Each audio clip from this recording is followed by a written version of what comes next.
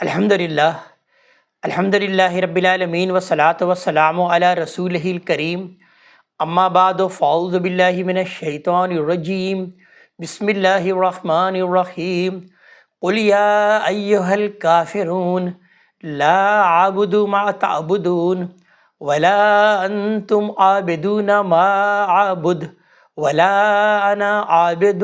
ما عبدتم ولا انتم عابدون ما اعبد لکم دینکم ولی دین۔ صدق اللہ العظیم۔ رب اشرح لی صدری ویسر لی امری واحلل عقدۃ من لسانی یفقہوا قولی۔ اللہ تبارک تعالیٰ کے بابرکت نام سے آج ہم قرآن حکیم کی سورت نمبر 109 سورہ کافرون کے متعلق آغاز کر رہے ہیں۔ قرآن حکیم کی یہ جو آخری 10 صورتیں ہیں، اس کے بارے میں یہ عرض کر چکا ہوں کہ اس کی ابتدائی 8 صورتیں تو اللہ تبارک تعالیٰ نے نبی کریم صلی اللہ علیہ وآلہ وسلم اور آپ کے ماننے والوں کی غلبے کی تمہید بیان کی ہے، جبکہ آخری 2 صورتیں دعائیہ نوعیت کی ہیں۔ تو یہ جو 8 صورتیں ہیں، اس کی بھی تقسیم میں نے عرض کیا کہ ابتدائی 4 صورتیں تو در حقیقت نبی کریم صلی اللہ علیہ وآلہ وسلم پر خانہ کعبہ پر غلبے کے بارے میں پیشن گوئی کی گئی۔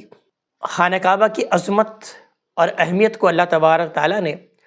سورہ فیل میں بیان کیا، اور سورہ قریش میں اللہ تبارک تعالیٰ نے قریش مکہ کو اس خانہ کعبہ، اس بیت اللہ کے گھر کی عبادت کرنے کی، اسی کی بندگی اختیار کرنے کی تاکید کی گئی کہ فَلْيَعْبُدُوا رَبَّ هَذَا الْبَيْتِ۔ اور اس کے بعد پھر سورہ ماعون میں اس بات کو بیان کیا گیا کہ اس وقت خانہ کعبہ جن لوگوں کی تولیت میں ہے وہ اس بات کے حقدار نہیں ہیں کہ انہیں خانہ کعبہ کی تولیت دی جائے یا ان کی یہ تولیت برقرار رکھی جائے۔ ان کی صفات کا تذکرہ کیا گیا کہ ان کی صفات در حقیقت ایسی ہیں کہ وہ یتیموں کو دھکے دیتا ہے، خاص طور پر اس وقت جو خانہ کعبہ کا سب سے بڑا متولی ابو لہب بنا ہوا ہے۔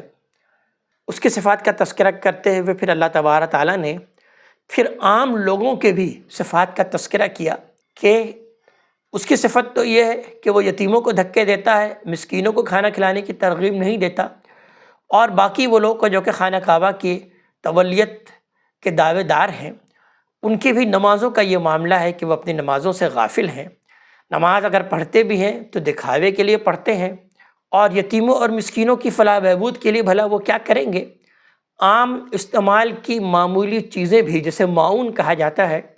اس کو بھی وہ لوگوں کو دینے کے لیے، لوگوں کی اس کے ذریعے سے مدد کرنے کے لیے بھی وہ روادار نہیں ہیں۔ اور پھر سورہ کوثر میں اللہ تبارک تعالیٰ نے اس بیت اللہ، اس خانہ کعبہ کی تولیت کی پیشن گوئی کر دی کہ بالآخر یہ بیت اللہ آپ کا ہوگا، اس میں آپ غالب رہیں گے، یہ ہم نے آپ کو دے دیا، تو لہذا جب یہ آپ کا ہو جائے تو آپ اس میں نماز کا بھی اہتمام کریں اور حج کا بھی اہتمام کریں، اور جان لیں کہ آپ کا یہ جو دشمن ہے اس کا نام و نشان مٹ جائے گا۔ اب اگلی 4 صورت میں اللہ تبارک تعالیٰ نے مسلمانوں کو اس جزیرہ نماء عرب میں غلبے کی بشارت دی ہے۔ لہذا یہ جو پہلی صورت ہے سورہ کافرون، اس کے اندر ان سے اعلان برات کیا گیا ہے، اور اعلان برات جیسا کہ اللہ تبارک تعالیٰ نے پچھلی صورتوں میں بھی کیا، جو کہ در حقیقت قریش کے جو ائمہ کفر تھے اور قریش کے جو لیڈر تھے، انہی سے خاص طور پر خطاب کر کے اللہ تبارک تعالیٰ نے ان سے اعلان برات کیا۔ پچھلی صورتوں میں ہم نے دیکھا کہ کہیں بھی لفظ کافر کے ذریعے سے انہیں خطاب نہیں کیا گیا، لیکن اس صورت میں اللہ تبارک تعالیٰ نے انہیں کافر کہہ کر مخاطب کیا کہ یا ایھا الکافرون، یعنی اے کافرو۔ اس الفاظ سے در حقیقت مخاطب کر کے حتمی طور پر اللہ تبارک تعالیٰ نے ان سے قطع تعلق اور ان سے برات کا اعلان کر دیا۔ یہ اعلان برات دیکھا جائے تو رسولوں کی اسی سنت کے مطابق ہوا ہے، جس کی وضاحت میں پچھلی صورتوں میں بھی کرتا چلا آ رہا ہوں کہ در حقیقت جب کوئی رسول کسی قوم میں مبعوث ہوتا ہے تو رسول کی انذار کی، اس کی دعوت کی 6 مراحل ہوتے ہیں۔ یعنی رسول اور نبی کا یہ بنیادی فرق میں بارہا عرض کر چکا ہوں کہ رسول خاص طور پر جب کسی قوم میں مبعوث ہوتا ہے تو وہ اپنی دعوت کو 6 مراحل سے گزارتا ہے۔ پہلا مرحلہ انذار کا ہوتا ہے، یعنی دعوت وہ دیتا ہے وہ رسول، لیکن اپنے خاص لوگوں کو انہیں بیان کیا جاتا ہے کہ انذر عشیرتک الاقربین، آپ سب سے پہلے اپنے قرابت دار لوگوں کو انذار کیجیے۔ لہٰذا نبی کریم صلی اللہ علیہ وآلہ وسلم کے بھی ذیل میں ہم یہ جانتے ہیں کہ جب آپ کو رسالت کے اور نبوت کے منصب سے سرفراز فرمایا گیا تو سب سے پہلے آپ نے یہ دعوت اپنی زوجہ محترمہ حضرت خدیجہ رضی اللہ تعالیٰ عنہ کو دی، اور انہوں نے اس کو قبول کر لیا، اور وہ سب سے پہلے اسلام لانے والی ہیں۔ اس کے بعد پھر اپنے عزیز ترین دوست ابو بکر صدیق رضی اللہ تعالیٰ عنہ کو آپ نے دعوت دی، انہوں نے بھی بلا چون و چرا، بلا کسی تردد کے اس دعوت کو قبول کر لیا۔ اس کے بعد پھر آپ کے چچا زاد حضرت علی رضی اللہ تعالیٰ عنہ، جو کہ در حقیقت آپ ہی کے زیر کفالت تھے، ان کو آپ نے انذار کیا، ان کو آپ نے دعوت دی، انہوں نے بھی آپ کی اس دعوت کو قبول کیا۔ اور پھر اپنے غلام حضرت زید رضی اللہ تعالیٰ عنہ، جن کا کہ تذکرہ بھی قرآن حکیم کے سورہ احزاب میں آ چکا ہے،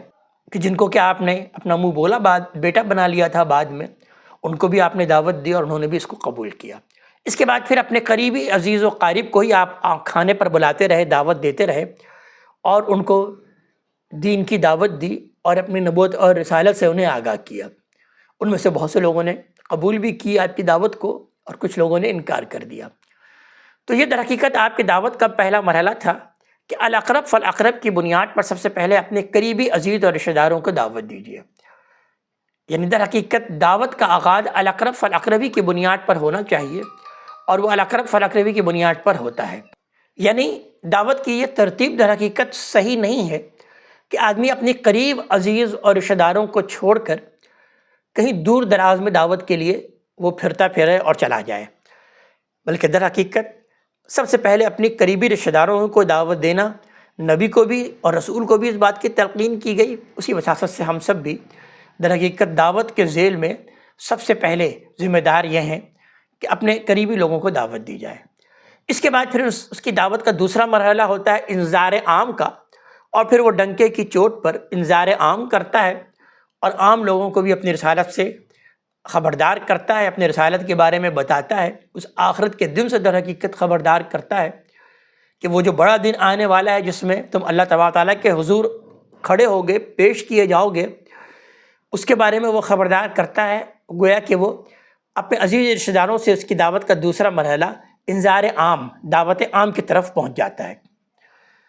اس کے بعد پھر یہ دعوت اتمام حجت کے مرحلے تک پہنچ جاتی ہے، یعنی بات کو اس قدر واضح کر دیا جاتا ہے کہ در حقیقت اب انکار کی کوئی گنجائش باقی نہیں رہتی۔ اب جو لوگ بھی انکار کر رہے ہوتے ہیں تو وہ در حقیقت انکار صرف ضد اور دھرمی کی بنیاد پر کر رہے ہوتے ہیں، تعصب کی بنیاد پر کر رہے ہوتے ہیں، اور یا اپنے کسی دنیاوی مفاد کی بنیاد پر کر رہے ہوتے ہیں، کسی دلیل کی بنیاد پر وہ انکار نہیں کرتے۔ تو لہٰذا دعوت کا تیسرا مرحلہ جب اتمام حجت پر یہ دعوت پہنچ جاتی ہے تو اب بات بالکل واضح ہو چکی ہوتی ہے، اب انکار کی کوئی گنجائش باقی نہیں رہتی۔ اور پھر اتمام حجت کے بعد پھر رسول اعلان برات کرتا ہے چوتھے مرحلے میں۔ تو یہ صورت در حقیقت اسی چوتھے مرحلے سے خطاب کرتی ہے کہ اب آپ انہیں اعلان برات کر دیجئے۔ اس پھر اعلان برات کے بعد اب ہجرت کا مرحلہ شروع ہوتا ہے، پانچواں مرحلہ۔ تو در حقیقت ہجرت سے پہلے ہی، جیسے کہ میں عرض کر چکا ہوں کہ یہ ساری کی ساری صورتیں، یعنی یہ جو آخری 8 صورتیں ہیں، یہ در حقیقت ہجرت سے پہلے ہی نازل ہوئیں، اور یہ در حقیقت اعلان برات کے انداز کی صورت ہے۔ خاص طور پر یہ صورت تو بالکل واضح طور پر اعلان برات کرتی ہے کہ اب آپ ان سے اعلان برات کر دیں اور کہہ دیں کہ اے کافروں، قل یا ایھا الکافرون، انہیں کافر کہہ کر مخاطب کر کے آگے بڑھ جائیں، اور اب آپ ہجرت کا انتظار کریں۔ اسی طرح پھر چھٹا اور آخری مرحلہ یعنی ہجرت کے بعد جو مرحلہ آتا ہے وہ پھر جزا اور سزا کا آتا ہے۔ یعنی وہ لوگ جو کہ نبی اور رسول پر ایمان لے آتے ہیں، ان کو اللہ تبارک تعالیٰ اسی سرزمین میں غلبہ عطا کر دیتے ہیں، اور وہ لوگ جو کہ ان کا انکار کر دیتے ہیں، اللہ تبارک تعالیٰ انہیں اسی سرزمین میں سزا عطا کر دیتے ہیں، ان کو سزا سے نوازا جاتا ہے۔ اگر تو انہوں نے شرک کا دین اور شرک کا مذہب اختیار کر رکھا ہے تو انہیں ہلاک کر دیا جاتا ہے، اور دوسرے لوگوں کو مغلوب کر دیا جاتا ہے، یعنی مغلوبی کی سزا ان کو دے دی جاتی ہے، جس کو کہ سورہ مجادلہ میں بیان کیا کہ لَأَغْلَبَنَّ أَنَا وَرُسُلِي، کہ یقیناً میں اور میرا رسول تو لازماً غالب آئیں گے۔ تو یہ در حقیقت یہ صورت سورہ کافرون ہجرت سے پہلے اعلان برات کی صورت ہے، اور رسول کی ہجرت در حقیقت قوم کے لیے آخری تنبیہ ہوتی ہے۔ اس کے بعد اگر اس کے رویے میں کوئی اچھی تبدیلی نہیں ہوتی تو اللہ تبارک تعالیٰ ایک محدود مہلت دینے کے بعد قوم کے تمام جھٹلانے والوں کو تباہ کر دیتے ہیں، خواہ یہ تباہی رسول کی زندگی ہی میں واقع ہو یا اس کے بعد، اور خواہ اس کے لیے اللہ تبارک تعالیٰ کوئی آسمان سے قہر نازل کرے یا رسول کے ساتھیوں کے تلواروں کے ذریعے سے ان کو ہلاک کیا جائے اور ان کو عذاب دیا جائے۔ حضرت نوح علیہ السلام سے لے کر حضرت ابراہیم علیہ السلام اور حضرت محمد علیہ السلام تک تمام رسولوں کی جو تاریخ قرآن میں بیان ہوئی ہے ہم جا بجا پڑھ چکے ہیں، اس میں یہ مشترک حقیقت موجود ہے، اور ہم اس کے تمام پہلوؤں کی وضاحت برابر کرتے بھی آ رہے ہیں۔ تو یہاں سے در حقیقت خطاب ظاہر ہے کہ انہی آئمہ کفر سے کیا گیا ہے، یا ایھا الکافرون سے، جو اس دور میں نبی کریم صلی اللہ علیہ وسلم کی مخالفت میں پیش تھے۔ ان کی مسلسل مخالفت نے یہ حقیقت واضح کر دی تھی کہ یہ چیز کسی شبہ پر مبنی نہیں ہے، بلکہ یہ مرسی قیادت کا پندار ہے جس نے ان کو بالکل اندھا بہرا دشمن بنا دیا ہے، اور اب اللہ کے عذاب کے تازیانے کے سوا کوئی اور چیز ان پر کارگر نہیں ہو سکتی۔ مخاطب کی اس ذہنیت کی بنا پر اس صورت میں جو باتیں فرمائی گئی ہیں وہ بالکل دو ٹوک الفاظ میں فرمائی گئی ہیں، اور ہر بات بالکل حقیقت پر مبنی ہے۔ حقیقت یہ ہے کہ کسی جماعت کا کفر اس وقت تک واضح ہوتا ہی نہیں جب تک اہل حق اس پر اتمام حجت نہ کر دیں۔ اتمام حجت کے بعد ہی اس کا کفر واضح ہوتا ہے، اور اس کے بعد ہی یہ بات جائز ہوتی ہے کہ اہل حق اس سے علیحدگی کا اعلان کر دیں، بلکہ ضرورت ہو تو اس سے جہاد بھی کریں۔ اللہ تعالیٰ کے رسولوں نے ہجرت اور جہاد کے لیے اقدام در حقیقت اتمام حجت کے بعد ہی کیا ہے، اور یہی در حقیقت عدل اور حق کا تقاضا بھی ہے۔ اس صورت میں اس سورہ کافرون میں قریش کے لیڈروں کے ساتھ دین کے معاملے میں کسی سمجھوتا کے تمام امکانات کا اللہ تبارک تعالیٰ نے بالکل سدباب کر دیا۔ اس وجہ سے یہ صرف ہجرت ہی کی صورت نہیں ہے، بلکہ یہ مانند اعلان جنگ کی بھی صورت ہے۔ سورہ یونس میں وضاحت ہے، یہ بات بیان ہو چکی ہے کہ قریش کے لیڈروں نے نبی کریم صلی اللہ علیہ وسلم کے سامنے یہ تجویز رکھی تھی کہ اگر ہم سے اپنے دین کو منوانا ہے تو اس کی واحد شکل یہ ہے کہ یا تو اس قرآن کے علاوہ کوئی اور قرآن لے آئیں، یا اس میں ایسی مناسب ترمیم کر دیں کہ یہ ہمارے لیے قابل قبول ہو سکے۔ آیت نمبر 15 میں ہم یہ پڑھ چکے، ائت بقرآن غیر ھذا او بدلہ، اس قرآن کے علاوہ کوئی اور قرآن لے آئیں یا اس میں ترمیم کر دیں۔ قرآن کے اشارات سے معلوم ہوتا ہے کہ ان کو سب سے زیادہ اصرار قرآن کی دعوت توحید کی ترمیم پر تھا۔ وہ اس کو اپنے آباء و اجداد کے عقیدے کے بھی خلاف سمجھتے تھے، اور یہ اندیشہ بھی رکھتے تھے کہ اگر اللہ کے سوا انہوں نے تمام معبودوں کو ہی باطل ٹھہرا دیا جیسا کہ قرآن مطالبہ کر رہا ہے،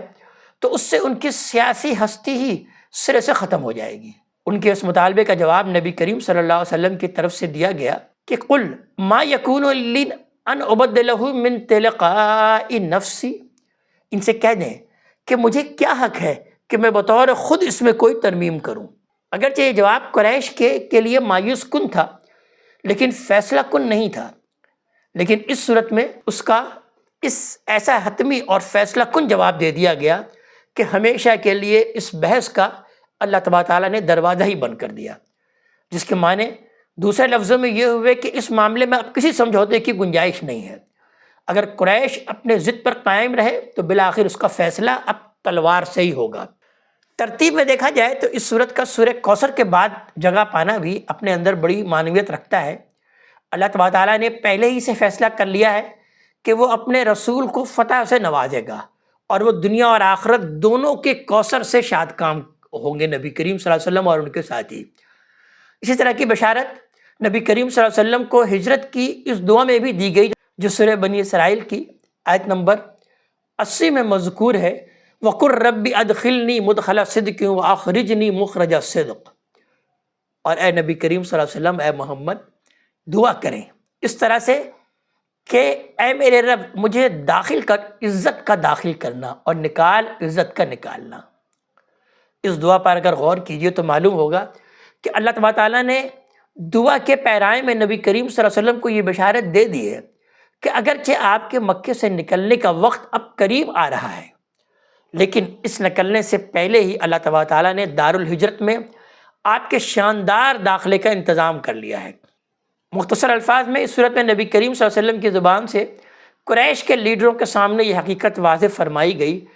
کہ میرے اور تمہارے درمیان دین کے بنیادی مسئلہ معبود کے مسئلے کے باب میں کوئی اب قدر مشترک نہ حاضر میں ہے، نہ ماضی میں رہی ہے، اور نہ مستقبل میں ہو سکتی ہے۔ اب اس کے پائے جانے کا امکان ہی اس وجہ سے ہمارے مابین کسی بھی کمپرومائز کا کوئی امکان نہیں ہے۔ اب تم اپنے دین پر چلو، ہم اپنے دین پر چلیں گے، لکم دینکم ولی دین، یہاں تک کہ اللہ تبارک تعالیٰ اپنا فیصلہ صادر فرما دے گا۔ آئیے مطالعے کا آغاز کرتے ہیں۔ ارشاد ہوتا ہے قل یا ایھا الکافرون، آپ اعلان کر دیں اے پیغمبر کہ اے کافروں۔ یہ خطاب جیسے کہ میں نے عرض کیا کہ قریش کے ائمہ کفر سے ہے، اور آگے کے مضمون سے بھی واضح ہے کہ اے کافروں کے صاف صاف الفاظ میں یہ خطاب در حقیقت اس موقع پر ہے جب ان سے حتمی طور پر قطع تعلق اور اعلان برات کر دیا گیا، جیسا کہ میں عرض کر چکا۔ اور یہ بات بھی بالکل واضح ہے کہ یہ اعلان برات رسولوں کی اس سنت کے مطابق ہوا جس کی ابھی میں نے وضاحت کی کہ اللہ کے رسول اپنی قوم کو پہلے دین کی بنیادی باتیں، توحید اور قیامت کی دعوت دیتے ہیں۔ اس دعوت میں وہ قوم کو اپنی قومی کی حیثیت سے خطاب کرتے ہیں، اور اس پر اس وقت تک پوری استقامت سے جمے رہتے ہیں جب تک قوم کے اعیان و اکابر اپنے رویے سے ان کو مایوس نہیں کر دیتے۔ جب وہ مایوس کر دیتے ہیں اور بالکل واضح ہو جاتا ہے کہ یہ ہٹ دھرم اپنے ضد سے باز آنے والے نہیں ہیں، تب اللہ تبارک تعالیٰ کی طرف سے رسول کو ہجرت کا حکم ہوتا ہے، اور وہ قوم سے اعلان برات کر کے اپنے ساتھیوں کے ساتھ ہجرت کر جاتے ہیں۔ رسول کی ہجرت در حقیقت قوم کے لیے گویا آخری تنبیہ ہوتی ہے۔ اس کے بعد اگر اس کے رویے میں کوئی اچھی تبدیلی نہیں ہوتی تو اللہ تعالیٰ ایک محدود مہلت دینے کے بعد قوم کے تمام جھٹلانے والوں کو تباہ کر دیتے ہیں۔ یہاں یہ ایک امر ملحوظ رہے کہ ائمہ قریش کی یہ تکفیر اللہ کی طرف سے ہی ہے، اور اس بنا پر کی گئی ہے کہ مخاطبین نے اتمام حجت کے درجے تک دعوت اور تبلیغ اور تذکیر اور تلقین کے بعد رسول کو ماننے سے انکار کر دیا ہے۔ لہٰذا معلوم ہے کہ آگے جس مایوسی کا اظہار کیا گیا ہے وہ بالکل صحیح ثابت ہوئی۔ ان مکذبین میں سے کوئی بھی ایمان لانے والا نہیں بنا، بلکہ سب اپنے غرور اور انانیت کا شکار ہو کر عذاب الہی سے دوچار ہو گئے۔ رسولوں کے بعد کوئی فرد یا جماعت بھی اس طرح اتمام حجت نہیں کر سکتی، اور نہ اسے اللہ کی طرف سے اعلان تکفیر کی اجازت ہو سکتی ہے۔ یعنی یہ اعلان تکفیر صرف رسول ہی کر سکتے ہیں، اب ان کے بعد کسی کو اس کی اجازت نہیں دی جا سکتی۔ اس وجہ سے اب کوئی شخص کسی دوسرے کی تکفیر نہیں کر سکتا الا یہ کہ وہ خود اپنے کفر کا اعلان کرے۔ ہاں، وہ خود اپنے کفر کا اعلان کرتا ہے تو پھر وہ تکفیر کر سکتا ہے، لیکن اب کوئی شخص دوسرے کی در حقیقت کوئی تکفیر نہیں کر سکتا۔ حق کے داعی زیادہ سے زیادہ جو کچھ کر سکتے ہیں وہ یہی ہے کہ زندگی کے آخری مرحلے تک کفر اور شرک کی حقیقت لوگوں پر واضح کرتے رہیں، اور ان کے ان افعال میں شرکت سے اجتناب کریں جو شرک اور بدعت کی نوعیت کے ہوں۔ لہٰذا ارشاد ہوا قل یا ایھا الکافرون، کہہ دیجئے ان سے کہ اے کافروں، لا اعبد ما تعبدون، میں ان کی عبادت نہیں کروں گا جن کی عبادت تم کرتے ہو۔ یہ در حقیقت ایک قطعی فیصلہ ہے جس سے مستقبل میں شرک اور توحید کے مابین سمجھوتے کی ہر توقع بالکل ختم کر دی گئی۔ لہذا فرمایا ہے کہ مجھ سے یہ امید اب کسی کو نہیں رکھنی چاہیے کہ اپنے رب کی عبادت کے معاملے میں تمہارے ساتھ کوئی سمجھوتا کروں گا۔ اس طرح کی خواہش اگر کسی کے دل میں ہے تو وہ اسے ہمیشہ کے لیے ختم کر لے۔ شرک اور توحید کے مابین ہرگز کوئی مصالحت نہیں ہو سکتی۔ میں اس باب میں کوئی لچک قبول کرنے والا نہیں ہوں، لہذا تمہارے تمام معبودوں سے اظہار برات کرتا ہوں۔ ولا انتم عابدون ما اعبد، اور نہ تم کبھی تنہا اس کی عبادت کرو گے جس کی عبادت میں کرتا ہوں۔ یہ اسلوب بھی بتا رہا ہے کہ مخاطبین کے طرف سے بھی یہ توقع ختم ہو گئی ہے کہ وہ اللہ کو اس طرح پوجنے کے لیے تیار ہو جائیں گے جس طرح نبی کریم صلی اللہ علیہ وسلم شرک کی ہر علائش سے پاک ہو کر خالص اسی کی عبادت کر رہے ہیں۔ ان کے رویے سے صاف واضح تھا کہ وہ اپنی دیوی دیوتاؤں سے دستبردار ہونے کے لیے تیار نہیں ہیں۔ اس کے معنی یہ تھے کہ وہ اللہ کے پرستار نہیں بن سکتے، اس لیے کہ اللہ اپنی بندگی میں کبھی کوئی شراکت قبول نہیں کرتا۔ لہذا آگے ارشاد ہوا کہ وَلَا أَنَا عَابِدٌ مَا عَبَدتُّمْ، اور نہ اس سے پہلے میں کبھی ان چیزوں کی عبادت کے لیے تیار ہوا ہوں جن کی عبادت تم نے کی ہے۔ پہلے والی بات مستقبل سے متعلق تھی، یہ اس جملہ وَلَا أَنَا عَابِدٌ پر ماضی اور حال کی شہادت پیش کی ہے۔ اس سے اگر غور کیجئے تو اعلان برات کی شدت میں بڑا اضافہ ہو گیا۔ مطلب یہ ہے کہ جب میں نبوت کی روشنی حاصل ہو جانے سے پہلے کبھی تمہارے معبودوں کو خاطر میں نہیں لایا، تو اب جب کہ میرا رب براہ راست مجھ سے ہم کلام ہے اور اس کی کتاب مجھ پر نازل ہو رہی ہے، تو میں تمہاری اس ضلالت، اس گمراہی میں کس طرح مبتلا ہو سکتا ہوں؟ میری دعوت تمہارے سامنے ہے، نبوت کے بعد بھی برسوں سے تم مجھے دیکھ رہے ہو، تمہیں معلوم ہے کہ میں شرک کی غلاظت کے قریب بھی جانے کے لیے کبھی تیار نہیں ہوا، پھر کس طرح توقع کرتے ہو کہ آگے کبھی اس کے لیے میں تیار ہو جاؤں گا؟ وَلَا أَنْتُمْ عَابِدُونَ مَا أَعْبُدُ، اور نہ تم کبھی تنہا اس کی عبادت کے لیے تیار ہوئے جس کی عبادت میں کرتا رہا ہوں۔ لَكُمْ دِينُكُمْ وَلِيَ دِينِ، اسی لیے اب تمہارے لیے تمہارا دین ہے اور میرے لیے میرا دین، یعنی اب یہ بات بیان کر دی گئی، اعلان برات آخری درجے میں کہہ دیا گیا کہ اب جاؤ دفع ہو، لکم دینکم ولیہ دین، تمہارے لیے تمہارا دین اور میرے لیے میرا دین ہے۔ یعنی در حقیقت غور کیا جائے تو یہ کوئی رواداری کا پیغام نہیں ہے، بلکہ منکرین سے انتہائی بیزاری اور ابدی مفارقت، ابدی دوری کا اعلان ہے۔ مطلب یہ ہے کہ میں تم سے بری ہوں اور تم مجھ سے بری ہو، میرے اور تمہارے درمیان اب کسی سمجھوتے یا مصالحت کی کوئی گنجائش نہیں ہے۔ تم اپنی بات پر قائم ہو تو میں بھی پوری استقامت کے ساتھ اپنی بات پر قائم ہوں۔ شرک اور توحید میں نہ پہلے کبھی کوئی پیوند لگا ہے، نہ اب لگ سکتا ہے، اس لیے انتظار کرو، میں بھی انتظار کرتا ہوں۔ ہم میں سے کون حق پر ہے، اس کا فیصلہ عنقریب آسمان سے صادر ہو جائے گا۔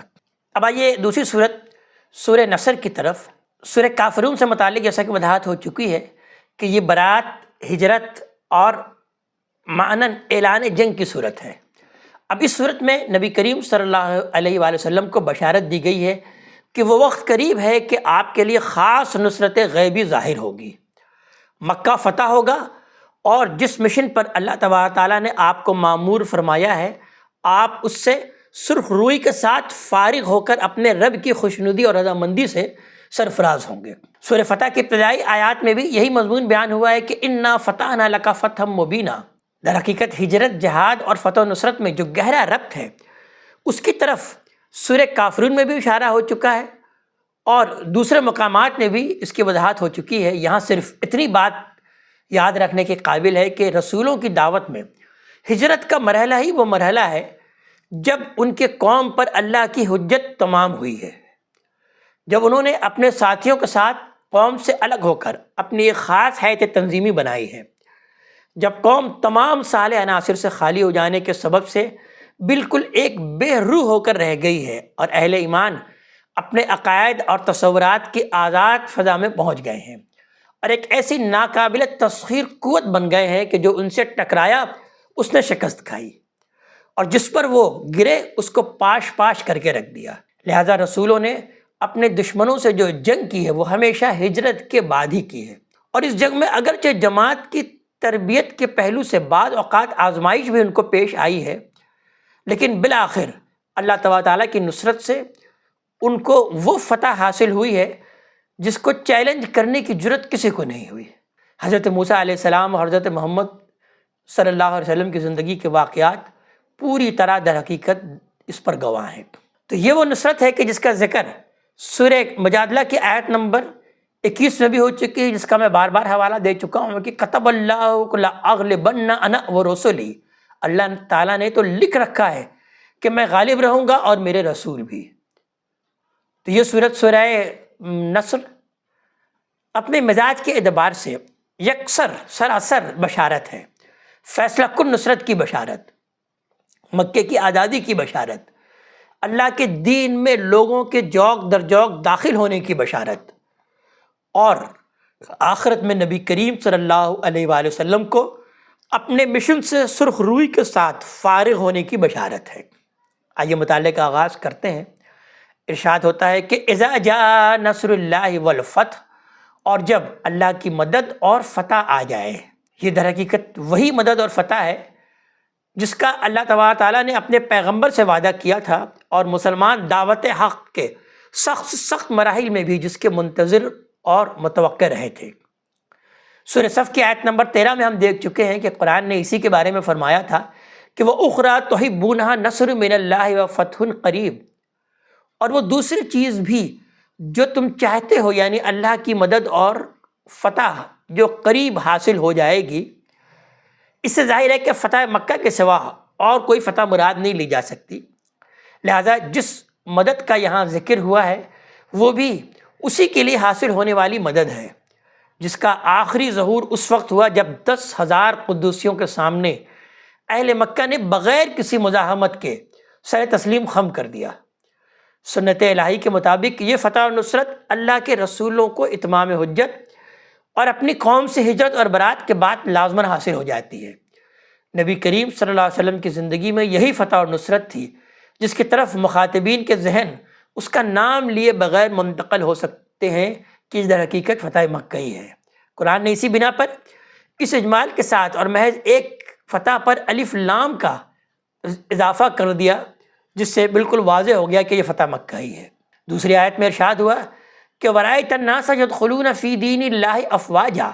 اور آپ لوگوں کو دیکھیں گے کہ فوج در فوج اللہ کے دین میں داخل ہو رہے ہیں۔ یہ در حقیقت اس بشارت کا سب سے نمایاں پہلو ہے جس کا ذکر ابھی ہوا۔ اس کے معنی یہ تھے کہ اللہ تعالیٰ آپ کی قوم کو ایمان اور اسلام کی نعمت سے نوازے گا، اور قوم عاد اور قوم سمود کی طرح آپ کی یہ قوم مٹا نہیں دی جائے گی، بلکہ اللہ کی عنایت سے ایمان کی توفیق پائے گی آپ کی یہ قوم، اور استبداد کے بند ٹوٹتے ہی رکے ہوئے سیلاب کی طرح آپ کی دعوت پر یہ لبیک کہنے کے لیے ٹوٹ پڑیں گے۔ یہ اس بات کی در حقیقت مزید تائید ہے کہ جس فتح کا ذکر ہوا ہے اس سے در حقیقت فتح مکہ ہی مراد ہے، اور یہی فتح ہے جس نے ملک کے حالات میں وہ تبدیلی پیدا کی کہ لوگ اپنے دین کے انتخاب کے معاملے میں بالکل آزاد ہو گئے، اور سرزمین عرب سے اس فتنے کا بالکل خاتمہ ہو گیا جس کے بل پر قریش کے لیڈر لوگوں کو دین اور ایمان کے مالک بنے ہوئے تھے کہ جن کی مرضی ہوگی انہی کو وہ اجازت دیں گے کہ وہ کوئی دین اختیار کر سکے، وہ کسی کو اپنے دین کو چھوڑ کر کوئی اور دین اختیار کرنے کی انہیں اجازت نہیں دیتے تھے۔ تو اس بشارت کے پردے میں گویا نبی کریم صلی اللہ علیہ وسلم کو یہ بتا دیا گیا کہ اب جلد وہ وقت آنے والا ہے کہ لوگ قریش کے ظلم اور استبداد سے بالکل آزاد ہو کر